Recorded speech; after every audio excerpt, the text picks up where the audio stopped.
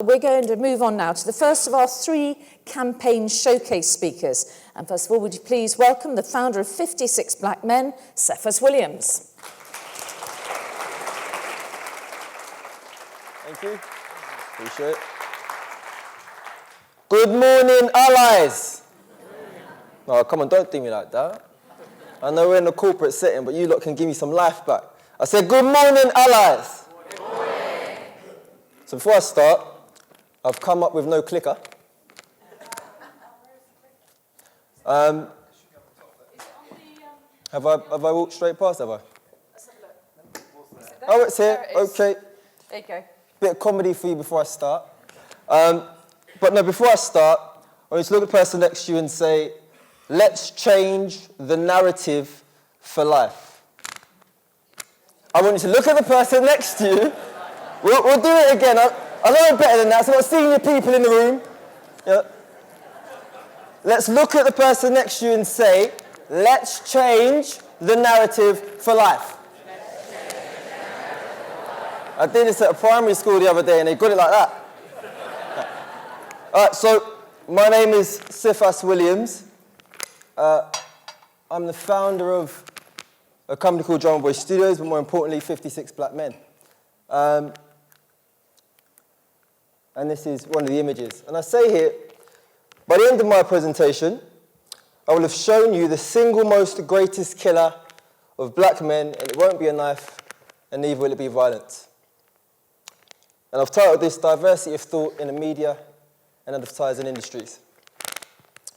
As I start with a question, considering the colour of one's skin and the various ethnicities we have in the world, in your head, answer the following 5 questions. Whose brain is this? Who is the most intelligent person in these 6 images? Would you employ this kid? And I say here, if the colour of one's skin or their ethnicity is not a barrier with regards to progression in the workplace in 2020, then why do most company board websites look like this? And why do our boardrooms look like this? And I say sometimes we can get so caught up on amplified ideas and amplified existing data surrounding particular groups of people that we forget to authentically engage that group of people in the process. And so I ask again, would you employ this kid? And here are 2 examples where not having employed this kid or not having the right representation in the room led to bad content. And so we might all be familiar with this chicken box concept. Who saw this last year emerge? And it was the Home Office's response to knife crime in the community. And without boring you with the whole story, the black community responded in kind, and it was not really well received. I was tagged and added in a lot of pictures, and the Home Office spent a shitload of money to bring out chicken boxes in association to knife crime, which was horrendous. And some of you might be a bit more familiar with this campaign, by show of hands. A Pepsi ad, which I can't explain, because I don't know what they're trying to achieve here. But, you know, this led to a really drastic backlash as well. And it was around the time when the Black Lives Matter campaign was at its peak. And here's one tweet that says, the Kendall Jenner Pepsi fiasco is a perfect example of what happens when you do not have black people in the room when decisions are being made. Someone else said, the worst part about the Pepsi commercial is when Kendall Jenner decides to protest racism by making a black woman hold her wig. And that's the image of kind of throwing her wig to the black lady there. And, you know, Pepsi released a statement, and within that it said, you know, we did not intend to make light of any serious issue. And it's interesting, I'll talk a bit more about this as I go on, but here is a famous image that circulated at the time of the Black Lives Matter campaign of Aisha Evans, who was detained and arrested for doing absolutely nothing by the police, and this was Pepsi's response. And again, tweets comparing the both. And I say here, companies now, more than ever, have to be more diligent and prudent with the content or information they put out due to the change in media consumption and content distribution since the rise of social media. And here's a quote I come up with many years ago when I was suffering from suicide and depression, and it reads, your belief is subject to your understanding. It goes on further to read, The younger you are, the less you understand, the more you believe. The older you are, the more you understand, the less your appetite for belief. Goes on further to read, your information informs your understanding, as does your understanding inform your belief, as does your belief inform your actions. And so we cannot, I say here, to take better informed actions, we must diversify our information intake. Is everyone with me so far? Yes. Is everyone with me so far? Yes. Cool. And so, giving a bit more context for the room, to create or publish better informed media or ads, we must also diversify our information intake. And thus the birth of 56 Black Men. And so 56 Black Men was my response to the lack of representation and misrepresentation in the media of black men. Now, I say here I was tired of the misrepresentation of black men throughout the media and the lack of authentic information surrounding our lived experiences. And I say also, why is it that most times I see a black man in a newspaper or media, he is either a victim or perpetrator of knife crime and violence? And show a black man one image or one idea over and over and over again of the wider black community, and perhaps that is what we will believe we can become. And this was that amplified image.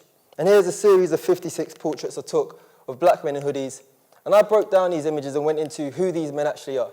And so we launched this the day before Christmas in 2018. The day after Christmas, we had 1,000 organic followers on Instagram and 300,000 impressions. The campaign has since spiked over 1 million impressions, has received global traction from various media outlets, featured in BBC, The Guardian, Al Jazeera, and many more. And we've since gone on to do a lot of great things. So please look into us and look into myself if you're interested to know a bit more about that. And here are a few of the images if you've not seen them already. And it featured a wide range of people. Everyone was asked to recommend one more person as the campaign grew. And I say here, the issue isn't just the hoodie. Race plays a big part in this conversation. And here is another kind of news article that surfaced last year of a black weatherman whose cousin was stabbed to death. Wrong place, wrong time. And the Metro thought it would be wise to plaster his face on the front of the newspaper with the headlines, "Cousin of TV star killed in stabbing." Now again, I say, if the only time the media are interested in putting black men in the headlines or talking about the black communities and associations to knife crime and violence, then what message does this send out to the next generation? And how does this change the trajectory for the next generation? And so this was our response, and it was met by a nationwide billboard campaign backed by Clear Channel. And I say here, and so we need to combat these images and messages by amplifying the very image that has been used to destroy our narrative as the image that now stands to liberate or change that same narrative. And this was an interesting moment. We held a gathering in Peckham for one of the billboards, and it was this moment that stood out to me where this gentleman came up to me with his son, and his son had asked him the question, "Daddy, are these men dead?" And it was in that moment as well that I realised how important the work we were doing was, that this kid was so used to seeing himself amplified in a negative light, that when he first saw the images, that was his first impression. And I say here, so it's for the next generation. And so what we're doing now, I'm nearing the end of my presentation. So one thing we're doing this year, and what we've been doing, is 56 Black Men Live, which wants to bring great storytelling to the stage and give black men in the black community the ability to perform and communicate our stories. And here are a few images of that. Another thing we recently launched is a corporate partnership that we're doing with a few corporate companies within the city. We're looking for more companies to come on board. This is an article that was released by the Financial News of Columbia Threadneedle and their commitment to get behind the programme, which I'm coining as an experience exchange. If anyone wants to engage in that and has a budget, please send us an email. We're interested to speak. And more to the point of the media industry, the ask, what do we want? What would I like to see from the media industry? And so for me, I'm looking at a 56 Black Men column or series, a partnership that will see major publications and major broadcast companies have a weekly column dedicated to positive news and stories about black men, and a broadcaster ready to support a series that doesn't focus on knife crime, gang life, prison, stop and search, but on amplifying positive stories and people in partnership with 56 Black Men. I think that deserves a round of applause.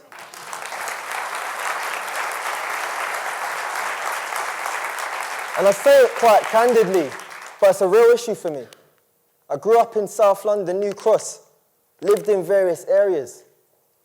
It's a lot of my senior contacts that's never been to that side of the river. You don't know what it's like to do the school run in that side of the river. You don't know what it's like growing up as a black boy, as a black person on that side of the river. You may employ people that come from that side of the river. People may be tokens to an agenda from that side of the river, but visit there. We are shaping a world. So the ask isn't comical, it isn't gimmick.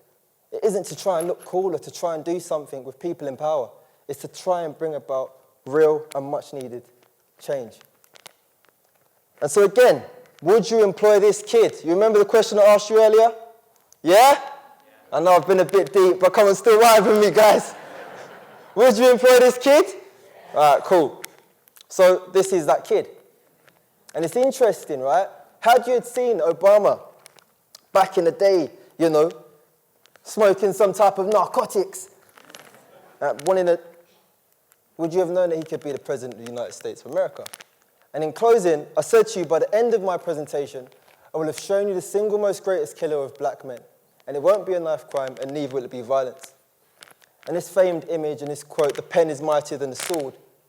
I say, and so alongside my request to partner with your leaders and leading companies, the next time you write or communicate about black men or the wider black community, or the next time your colleague or chief editor puts a bias or single narrative forward to be published or commissioned, remember, the pen killed more black men than knife crime or violence ever could. I've been Cephas Williams. Thank you for listening to me.